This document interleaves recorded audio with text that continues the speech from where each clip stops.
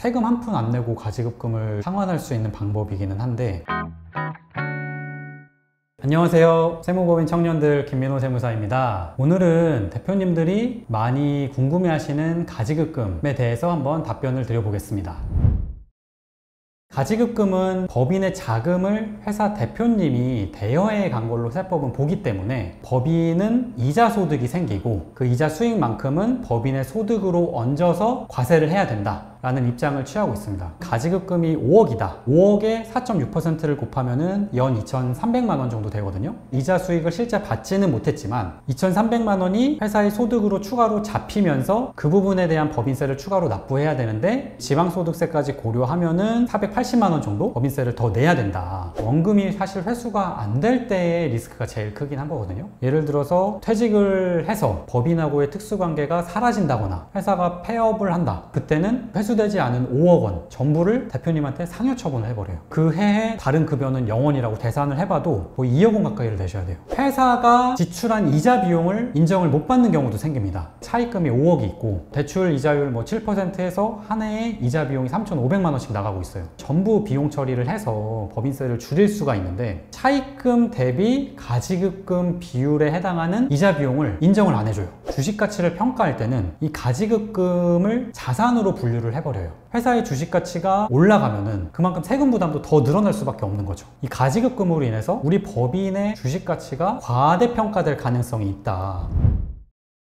가장 대표적인 방법 첫 번째는 대표님 본인의 급여를 높이는 방법이 있어요. 어떻게 보면 제일 일반적인 방법인데 단점은 그거에 맞춰서 소득세나 사대보험이 증가할 수 있다. 상여나 배당금을 적극적으로 활용을 하는 거죠. 정관이라든지 성과를 평가하는 기준, 상여를 지급하는 규정 같은 거를 정비를 해서 적극적으로 활용을 하시면은 꾸준히 줄여나가는 데 도움이 된다. 이것도 어떻게 보면 전통적인 방법이라고 할 수 있는데 법인의 자본금을 감소시키면서 감소시키는 대가를 법인 대표님한테 지급을 하고 대표님은 그 대가를 가지고 회사에 다시 반환을 하는 형식으로 가지급금을 없애는 방법이 있는데 배당소득세 부담이 있을 수 있고 재무 비율이나 신용등급을 평가하는데 조금 악영향이 있을 수 있다. 자기주식 취득이라고 해서 대표님이 갖고 있는 주식을 법인이 사는 거예요. 돈을 주고. 회사 자본금에 영향은 안 미쳐요. 단점은 법인이 이 주식을 취득하는 목적이 뭔지에 따라 양도소득세나 배당소득세 부담이 생기실 수 있고 과세관청과 다툼이 생기는 경우도 있어요. 리스크가 더 높은 방법이라서 이거를 실행을 하실 때는 잘 알아보고 체계적으로 잘 준비를 하셔야 됩니다. 이 컨설팅을 진행해주는 사람이 나중에 발생할 수도 있는 리스크까지 사후 관리를 해줄 수 있는 사람인지 잘 알아보고 진행을 하셔야죠. 대표님의 주식을 배우자분에게 증여를 하고 이익 소각을 해서 법인은 그 이익 소각의 대가를 배우자분한테 지급을 하고 배우자분은 소각의 대가를 다시 대표님한테 증여를 해서 대표님이 그 자금으로 가지급금을 상환하는, 좀 돌리고 돌리는 느낌? 이게 제대로만 된다라고 하면은 세금 한 푼 안 내고 가지급금을 상환할 수 있는 방법이기는 한데 과세관청 입장에서는 그렇게 돌리고 돌린 거 나는 인정 못해 라고 해서 배당소득으로 과세를 해서 납세자하고 국세청 간에 다툼이 생기는 경우도 있거든요. 그래서 이것도 리스크가 좀 있는 방법이다.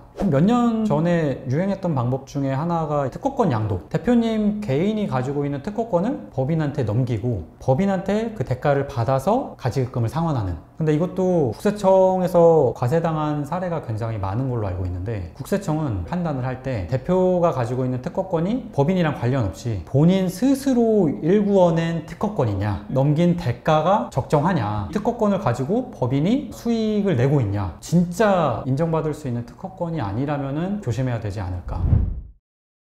한 번에 한 방에 세금 없이 해결할 수 있는 방법은 없다라고 그냥 생각을 하시는 게 편할 것 같고, 근데 그 방법을 꼭 하나만 해야 되는 건 아니거든요. 예를 들어서 급여를 높이고 배당을 적극적으로 받으면서 추가적으로 다른 방법을 실시할 수도 있는 거고, 우리 회사에 맞는 가장 최적의 방안들을 체계적으로 진행을 하시는 게 좋고, 주변에서 그런 유혹도 많이 있으실 거예요. 가지급금 우리가 세금 없이 한번 해결해 줄게. 근데 이게 잘못하면은 혹 때려다가 혹 붙이는 격이 될 수가 있어요. 어쨌든 가지급금이라는 게 한 번에 생긴 게 아니고 누적적으로 생긴 거다 보니까 이거를 해결하는데도 그만큼 시간이 걸릴 수 있다 인식을 하고 계시면 좋을 것 같아요. 법인을 운영하시다 보면은 본인의 의지와 상관없이 가지급금이 발생하는 경우도 있어요. 대표님이 사적으로 쓴 건 아니고 실제로 빌려간 것도 아니지만 대표님이 빌려간 걸로 보는 경우가 있어요. 예를 들면은 리베이트라든지 커미션 이런 거는 법인 자금이 인출되지만 회사가 경비 처리를 하기가 어려우니까 이 경우에도 세법은 가지급금으로 봐요. 또 회사가 인건비를 지출했는데 상대방이 불법 체류자거나 신용 불량자여서 인건비 신고를 부득이하게 못하는 경우가 있어요. 그럼 이 경우에도 회사 자금은 인출이 됐는데 경비 처리를 못하다 보니까 대표자가 가져간 걸로 보고 가지급금이 계속 쌓이게 되는 거죠. 사업하다 보면 뜻하지 않게 가지급금이 계속 쌓일 수밖에 없는 환경도 있는 것 같더라고요. 이미 발생한 가지급금을 해결하는 데 초점을 맞추는 것도 중요하지만 어떻게 하면 최대한 발생을 안 시킬 수 있을까, 그 부분에도 좀 관심을 가지셨으면 좋겠거든요. 가지급금을 정말 힘들게 컨설팅 받아서 없앴어도 원인이 사라지지 않는 한 계속해서 발생할 거기 때문에 계속해서 힘들게 없애야 되거든요. 이 가지급금이 도대체 어디서부터 어떻게 발생한 건지 인지를 하시는 게 좋을 것 같아요. 세무대리인과 소통도 되게 자주 하시고 가지급금이 어디서 어떻게 발생했는지 체크를 계속 해 나가시면 좋을 것 같습니다. 지금까지 김민호 세무사였습니다. 감사합니다.